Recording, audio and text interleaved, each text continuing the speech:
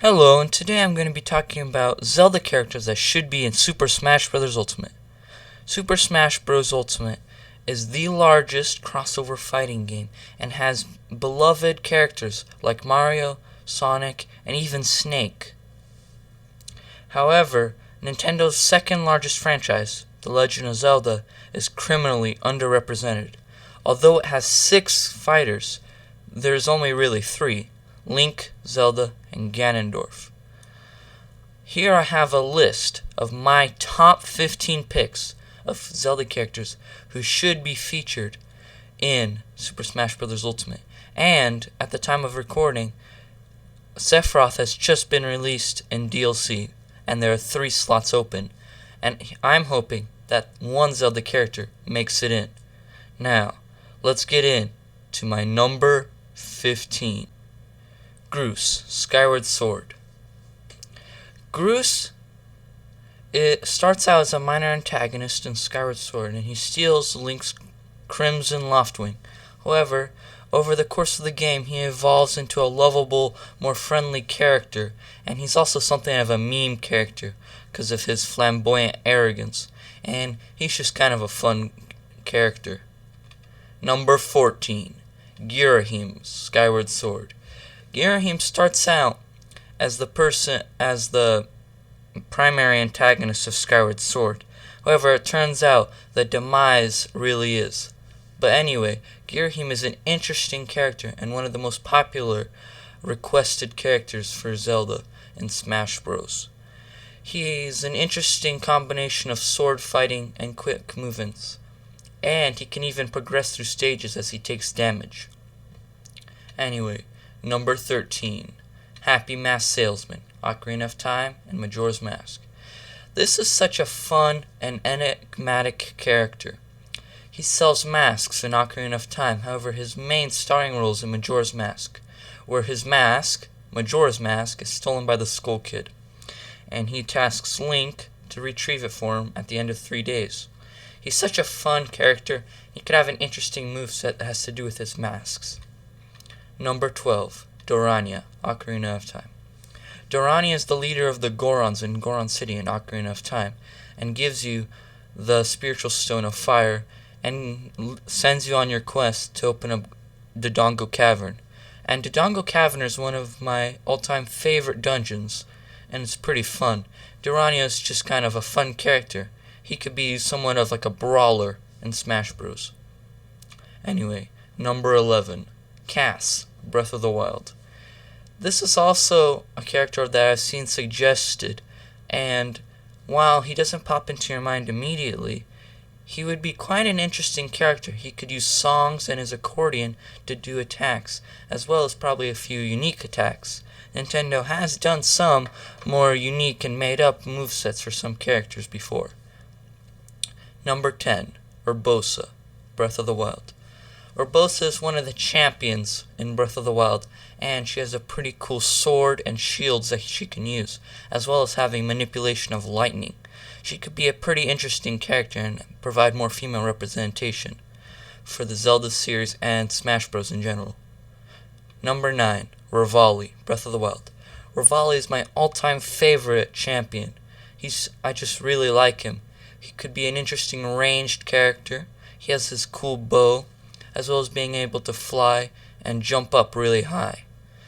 Although he's my favorite champion, there's one that goes ahead of him on this list. But anyway, number 8, Toon Ganondorf, Wind Waker. Toon Ganondorf is a very interesting character. Although we already have Ganondorf, Toon Ganondorf has his cool dual-wielding swords, which would be quite interesting. Although he'd be quite a big character, he'd be deceptively quick with his 2 blades. Number 7, Daruk, Breath of the Wild. Although Daruk is not my favorite champion, he is, I think, the best match for Smash Bros., as well as being quite unique. He is a large, bulky figure, and so he'd be slow-moving, I suppose. However, he'd be able to deal out massive amounts of damage and even stun. He'd be interesting because you would have to balance out slow movement with high damage output. Well, moving on. Number 6. Tetra/Toon Zelda. Again, another alternate, as we already have Zelda and Sheik. However, Tetra/Toon Zelda, which I'm thinking kind of a transformation character, or you start out as Tetra and you become Toon Zelda. But this character is very interesting. Tetra is basically Zelda except a pirate. She has her flintlock pistol as well as some swords, and this character would also be very interesting. But anyway, moving on to our top 5. Number 5, Ganon, Ocarina of Time. We have Ganondorf, but we don't have Ganon, the beast form. Ganon is the actual antagonist of more games than Ganondorf is. And the coolest Ganon, by far, is Ocarina of Time, the final boss. He's a beastly pig-like figure, as well as being massively powerful. He would be all about damage output and keeping people in combo locks, but wouldn't be all that mobile. So Ganon would be pretty cool. Anyway, number 4, Skull Kid, Majora's Mask. Skull Kid is probably the most popular requested antagonist. He's a very interesting character from Majora's Mask, and he wields Majora's Mask, the one he stole from the Happy Mask salesman from earlier in the list. He's very interesting and have multiple different abilities that you could use, as well as being able to harness Majora's abilities, and maybe even being able to switch into Majora to be able to use Majora's Incarnation and Majora's Wrath phases, which I think would be pretty cool. Anyway, number 3, Yuga, Link Between Worlds. I think Yuga is the most underrated Zelda villain. Link Between Worlds is such an awesome game, and Yuga is such a unique character. Yuga would be a quick-moving magician type. However, Yuga's weapon is very unique. He wields this kind of magical, massive paintbrush staff, which could be used to make interesting attack style, as well as having the ability to turn opponents into paintings, which I think would be pretty cool. Anyway, number 2, Ravio, Link Between Worlds. Okay, I love Link Between Worlds. It's my first Zelda game, and I have a massive amount of nostalgia for it. And Ravio was one of the first characters I ever met on my Zelda experience. He's also super interesting. He's an alternate version of Link from Lorule, and wields a wide variety of weapons that he can sell to Link. His moveset could be centered around these weapons, where he could use the Tornado Rod as an up B as a recovery, or he could use his hammer as his primary weapon. But anyway, let's move on to honorable mentions. Honorable mention number 5, Tingle, Majora's Mask, and the Tingle games.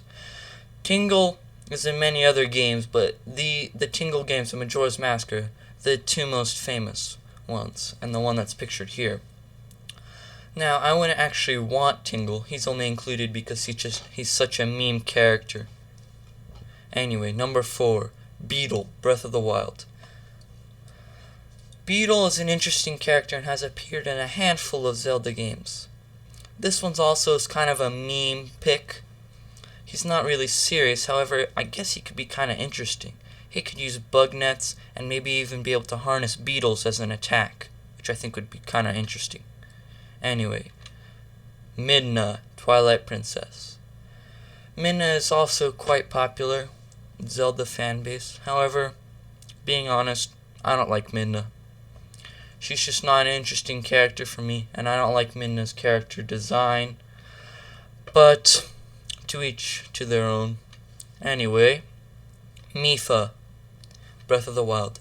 Mipha's the only one of the 4 champions from Breath of the Wild that I wouldn't put in my top 15. Although I love the Mipha character, I don't think she's a very good fighter.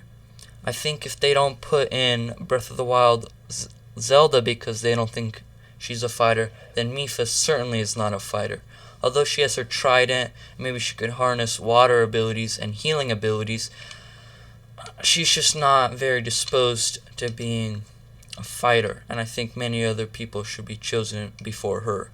Anyway, my top honorable mention, the one that just barely missed out on being on my list, is Demise, Skyward Sword. Demise is such a cool looking character, and he has an awesome anti-master sword and he has quite cool skin design. He's very alien and evil looking.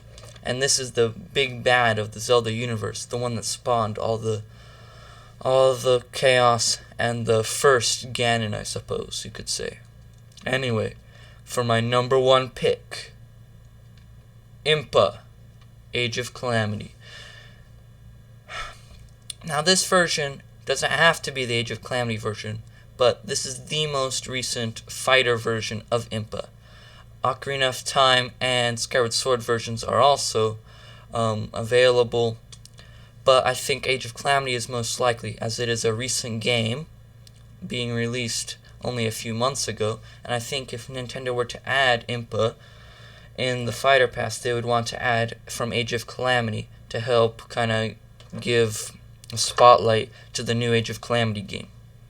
But Impa is probably the Zelda character that needs to be in Smash Bros. The most. She is the fourth most iconic Zelda character.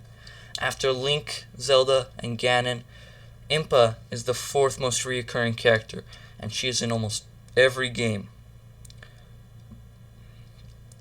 She is also a cool fighter and could use stealth techniques. I wouldn't even mind if Impa was just a echo of Sheik. I just really want Impa. She is needed in Smash Bros. Anyway, if you enjoyed this list, consider liking and subscribing. And if you could leave a comment saying who you have on your list, or you can leave a suggestion on videos I should make in the future. Anyway, have a great day, and goodbye.